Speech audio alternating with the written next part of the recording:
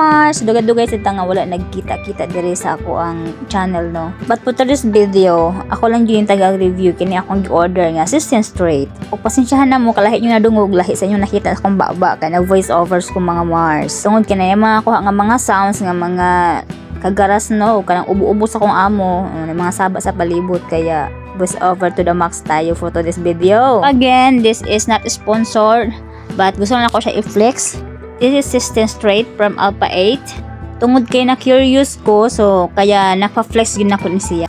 Kay uso ron or kusog ron sa Pilipinas ang protein band.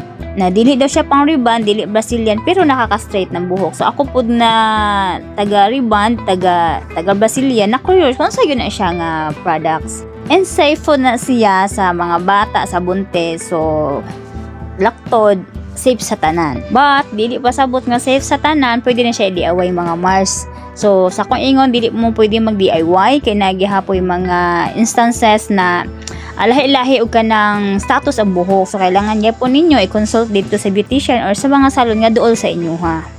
Na mas hawd or nasaligan ninyo sa inyong buhok. Then inyong i-ask na pwede gamiton ninyo nga brand is assistant straight. So karon i-show na ko sa inyo kung unsa ni paggamit ug unsa ang result ani. So this is my before, my hair before, and i-show na ko sa inyo ang after. So let's start. Mag-start pag-apply. Yan ang aking buhok. Yan. Nakapanunday ko mga Mars mananin ito kung buhok. Then, we need bowl and brush. Applicator. Sa hugasan. May kamahan na lagi din siya nga product mga Mars no. Pero try na to. Siyempre galibanta. Natin mga customer. Shoutout sa mga invitation diha. So, bagita yung tag ka ng nindot nga treatment na kung asa makaayon ang buhok sa atong customer. Kaya, before na to i-apply sa atong customer, kailangan matry ko na to sa ato ang buhok-buhokan. Diba? Yan. Again, this is assistant straight from Alpha Plus.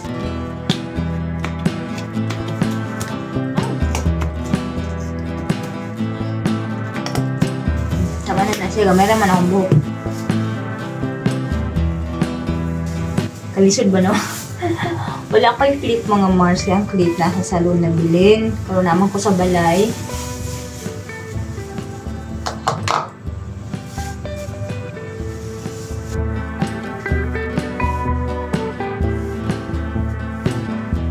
Humot siya, humot. Dili para sa pang-reband nga baho ikid siya. So nag-shampoo naman ko ginambuntag so wala na ako gibasa ang akong buhok. Again mga Mars, this product is not for DIY o diba nag-English na ko ha. Kaya aside sa mahirapan mo nag-apply sa inyong buhok, dili mo maka-estimate kung luto na ba, pwede na ba waswasan. And aside ana, nagapoy mga technique ang mga beautician nga ilang ihalo o ilang i-mix para mas safe gyud ang inyuhang mga kabuhok-buhokan labi na tong mga nag-rubberize na katong mga bugbog na gyud siya sa bleach. Pero kung expert na mo, okay kayo mag-DIY mga Marcy.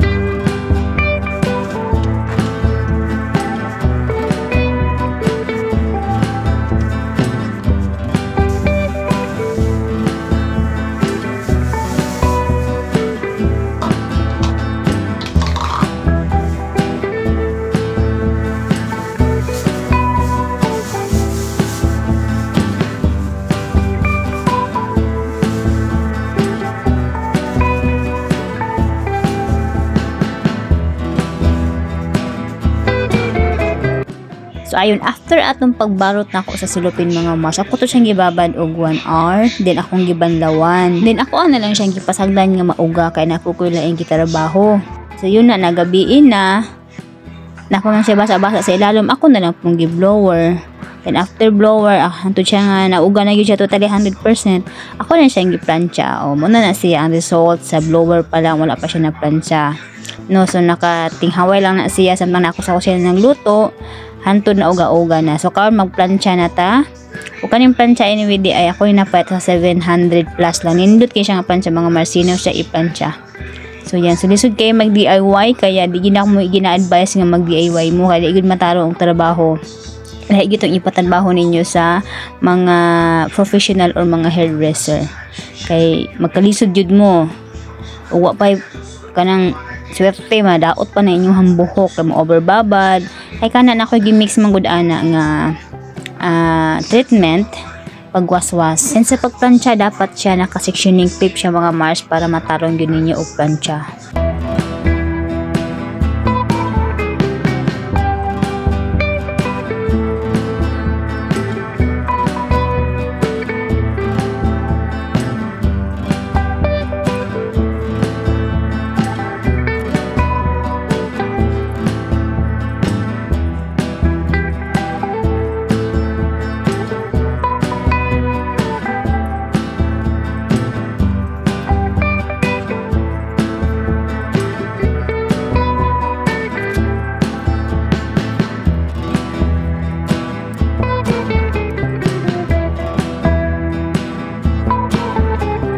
So, I'm done sa iron. Then, ako nakita nga mga dry sa tumoy. Ako na lang po na siyang gupitan. So, inanarap ko. Ako rin magupit-gupit sa kumbo. Ako rin magkulo. Ako rin mag-reband. Ako tanan. So, wala gaso ang inyong Mars.